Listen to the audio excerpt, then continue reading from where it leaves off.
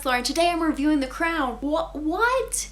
This is the only video I knew for sure I'd be making when I joined BookTube, so it's so surreal that it's already gotten here so quickly.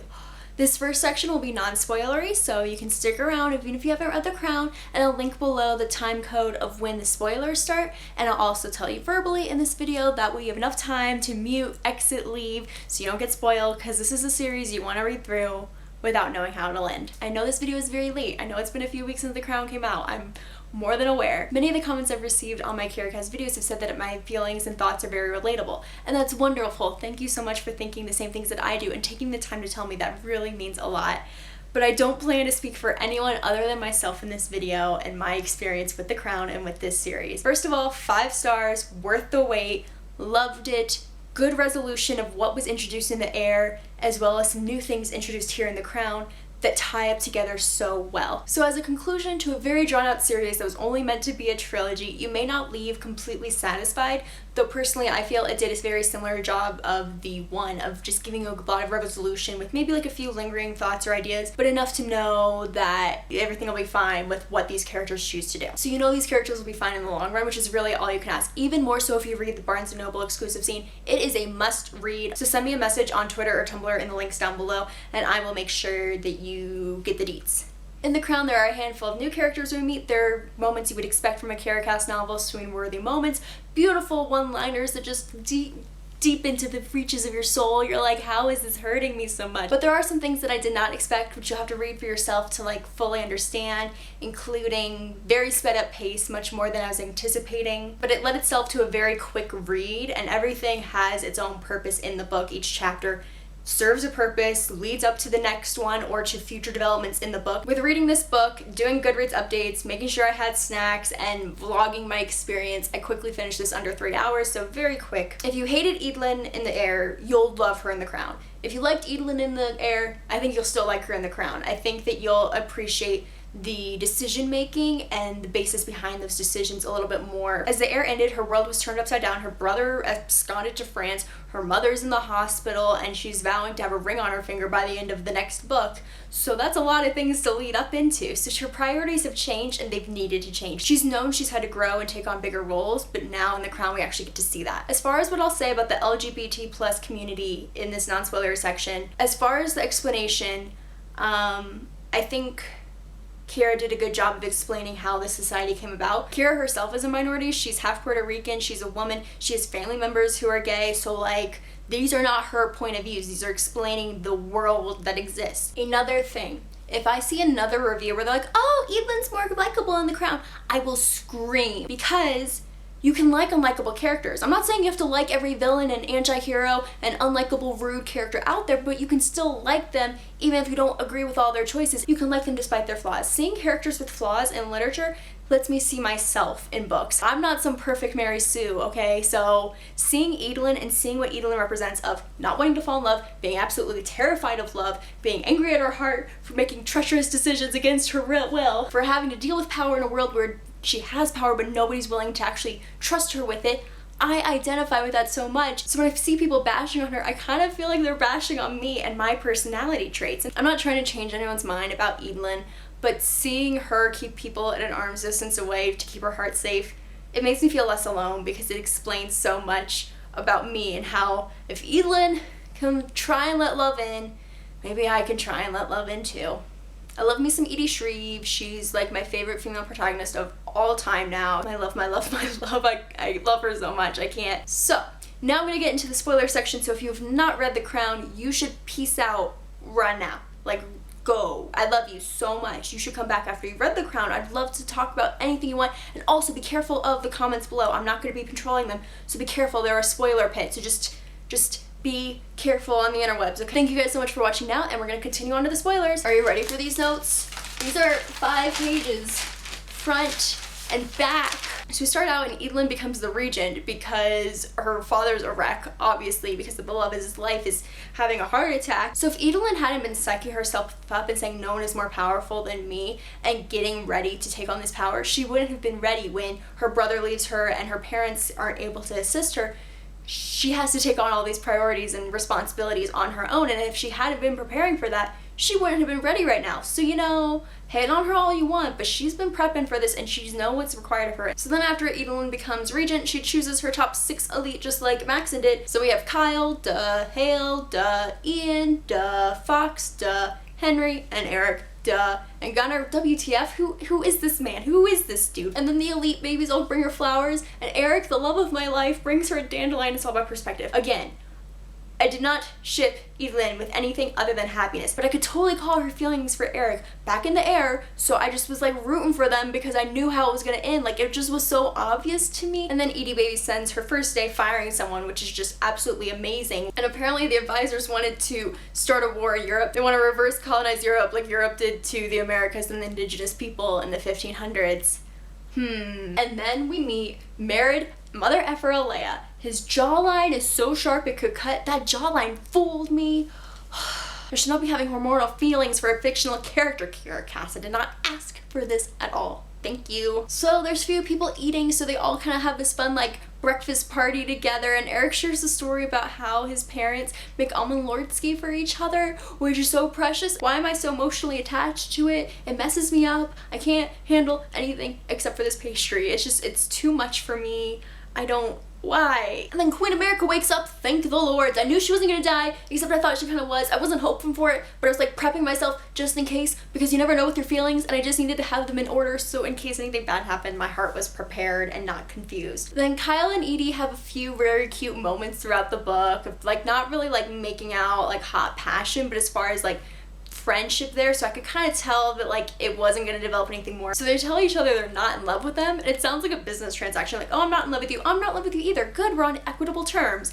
Because really, Kyle's one true love is butter, so how could he put Edie first in his life when butter exists? And then Edie gets some flowers from Merid, and she puts them on her desk. She's like, I could lead and still like flowers. Wow, Aaron reference. Wow, too soon, too soon. And then the true queen of this book shows up, Magda. Oh my gosh, the queen mother who dances in fountains on New Year's Eve, and it's just fantastic in every single way. And she's like yelling at Henry as if thinking that like yelling will make him understand her. He's not deaf, Grandma. Well. So then Edie's like all tired because she can't stop thinking about the work and all the responsibilities put on her. So then she's like, I'll go get some coffee at midnight. Hashtag same. I understand. Oh, she gets me. We get each other. But then she walks barefoot out into the hallway. Can we not afford this girl some slippers or some like chamomile infused socks? Like, and then of course there's an Eric running, because I knew that was gonna happen as soon as she's like, oh, I ran into a figure. I'm like, Eric, Eric, Eric. And it was Eric. It was Eric. I was happy about that. And then Eric doesn't have any socks on either. Like, get them boys some house shoes. Like, come on. Oh, so they trust each other, and they just have a really cute like opening up moment, and there's like hints to his sadness and melancholy, and she's learning more about him, and she's telling him things she didn't mean to tell him, and she's just opening up because they feel normal around each other. It's cute. And then Gunnar's like, IDKY, I'm here. Can we like make out for a sec and we'll figure out if we have chemistry? And they don't, so LMAO, bye. There's a moment where they're all going in after the report to dinner, and Eric's like, are you all right? Is everything okay, Edelyn? And he pulls her from the dark places inside of her and notices things that other people don't notice, and it's precious. Did anyone else imagine that Henry and Edelyn were Tarzan and Jane from the Disney animated movie when he was learning Spanish? She's like, oh no, move your mouth like this. And then Merid offers the wonderful idea to have a town hall. I think he vetted the participants so that they would have problems so that he could jump in and solve the problems so they'd see how indispensable he was. But also Edelyn's right, local government is like 10 times more effective than federal government, so starting there is always a good place if you're trying to change or fix something, rather than thinking the overall government's gonna fix all the problems in the world, because that's not true. Aspen and Lucy also kind of get a short end of the straw in this book, because they don't really actually get to become parents either through adoption or surrogacy or their own child, and instead there's this half-assed excuse that they were parents for all of the Shreves and the Woodworks, which is true. They were kind of like a backup parent, and they were there for their friends' kids, but it's not the same, and trying to equate that to the same isn't quite good with me. But then we get to see Edelyn become for realsies queen without Maxerica dying, so they get to be alive and see her, the coronation and everything, a la Princess Diaries 2, yo, without a man. Work. And there's like a standing ovation for Edelyn when they announce that, so people are all happy for her, and the like elite's all behind her. But then Maxon addresses the nation as my people, and I don't know why, but that made me crack up so much. He's like, my people. I talked a little in my non-spoiler section about how Gregory Douche Nozzle Ilya is insane and awful and we hate him. This is a dystopia. That means the opposite of utopia. that means it's not an ideal society. The author is telling you that this is not the way things should be by saying it's a dystopia. So I understand that you're angry with how things are, but that's because they're not ideal. And it is good that you're getting like enraged and angry about things, but then go out and change that in your own world, not in a book world. It's a dystopia. It's the way that things could be if we don't take action to stop them. So take action. The repercussions and the waves after everything he changed are still going to be felt for generations. Edelin's not going to fix everything, but this book is an example of how there are understanding characters even in a messed up and is still toxic society. Also, how Kyle says, maybe it's not the first kisses that are important, maybe it's the last ones. I want to be your last first kiss. One Direction reference, I see you. Don't try and hide from me. Also, does anyone know what the One Direction reference is in the one? Because Kiera hinted at it, and I could never find it in the one, and I'm just a lot of like frustrations that I never found it. It's been 2 years, yeah, and I'm still angry about it. So Edelin's getting fitted for her coronation dress, and there's a problem with Eric with his suit because he doesn't want to be like the other suitors because he's not. He doesn't want there to be confusion, but he wants to be considered a suitor, but he's not. And she goes to him in her coronation dress, and he's there in his suit, and they're really cute, and he gives her his mom's ring that he's only supposed to give to the woman he's gonna marry. That's emotional. Just all the Edric moments are just great. The Keedlin moments are interspersed, and there's like a handful of like Keedlin moments, but like the Edric moments stole my heart. Eric says something to Edelin that she's always overanalyzing things, that her mind's always working, and that is just another way that we're so similar. The most endearing thing someone has ever said to me is that after knowing me for a cumulative like couple of hours, they're like, I was like staring pensively at the ocean thinking 1,000 things a second, and they were like, you seem to always be thinking. It seems like your mind's always at work. And they just understood me so deeply, and Eric understands Edelin the same way without her having to tell him everything, that they just get each other so well. And then it's coronation day. She's gonna be queen.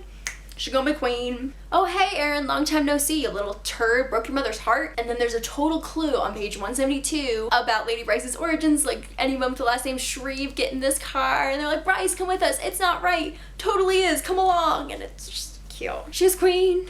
Everything's gonna be good, right?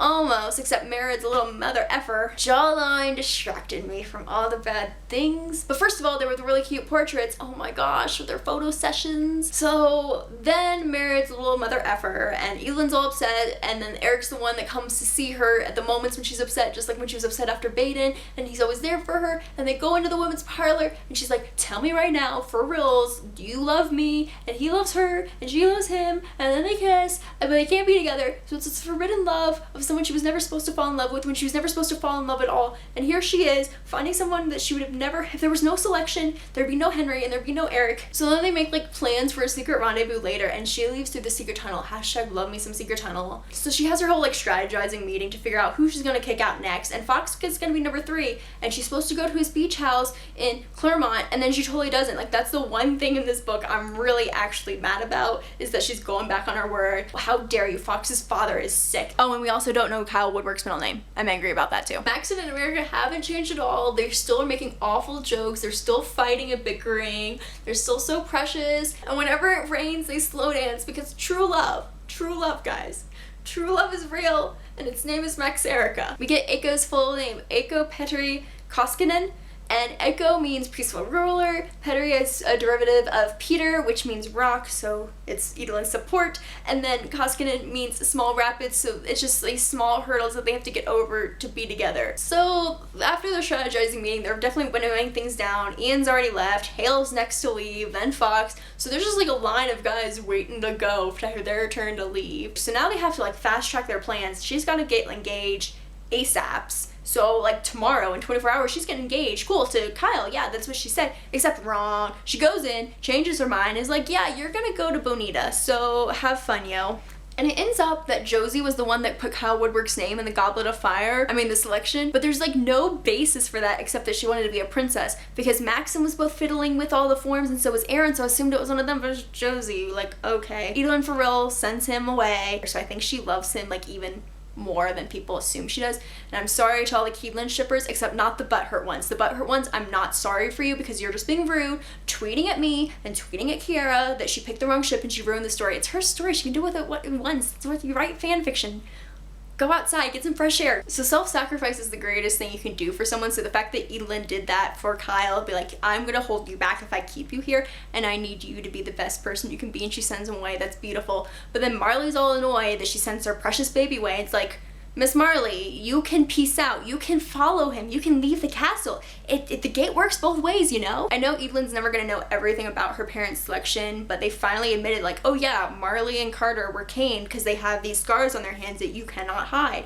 And I know we're gonna know a lot more as a reader from seeing both sides of the story. So now that Edelyn has chosen Henry, she has to say goodbye to Eric for realsies, and that heartbreak is completely spot on. That feeling of dread and sickness in your stomach, the mascara on your cheeks, the feelings, it's all absolutely true. So if you ever experience a breakup, it's gonna be like this or somewhat similar. You may not vomit, but expect some rough business with that. Caden and Josie start liking each other. Ill. The Hedrick bromance is the best bromance of any bromance to have ever broed. Henry's like, I may be dumb here, but I'm smart up here. You are love. You are love. That's just beautiful. It's completely grammatically incorrect, but it's so beautiful. So Hale's gonna make the dress, Henry is gonna make the cake, and I guess Baden could maybe perform at their wedding. Are all the like suitors gonna come back and like put on the whole show? And Sue's like, Daddy, I'm gonna marry Aiko. I love him so much. And he's like, How?